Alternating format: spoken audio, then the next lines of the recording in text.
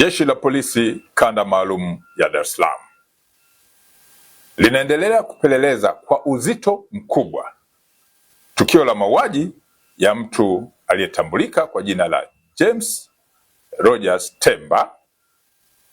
Huyu alikuwa ni mwanafunzi wa mwaka wa pili wa chuo cha usimamizi wa fedha yani IFM ambacho kipo jijini Dar es Salaam, ambaye mwili wake ulikutwa unaelea kwenye maji yaliyokuwa yanatiririka katika mto Msimbazi, eneo la Kipawa, Ilala, tarehe 30 mwezi wa 4 mwaka huu wa 2026, huku mwili huo ukiwa hauna kichwa.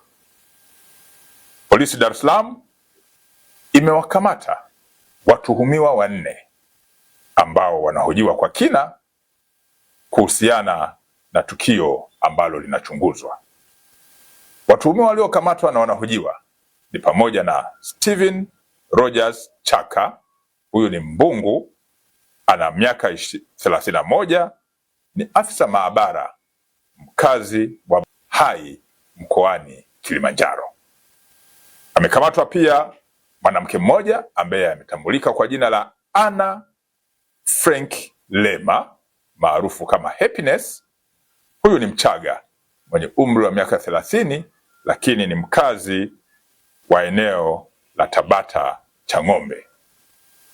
Amekamatwa pia mtu aliyefahamika kwa jina la Twalibu Hamisi maarufu kama Mputo mwenye umri wa miaka 23, mkazi wa Kigogo Kati, Kinondoni, jijini Dar es Salaam.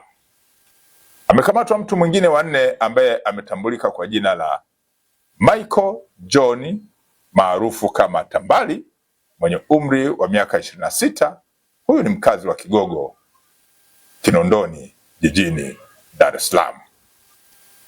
Vipo pia baadhi ya vielelezo ambavyo vinachunguzwa kuhusiana na tukio hilo. Wito wa Jeshi la Polisi Kanda Maalum ya Dar es Salaam kwa wananchi kuwa watulivu ili kila aliyehusika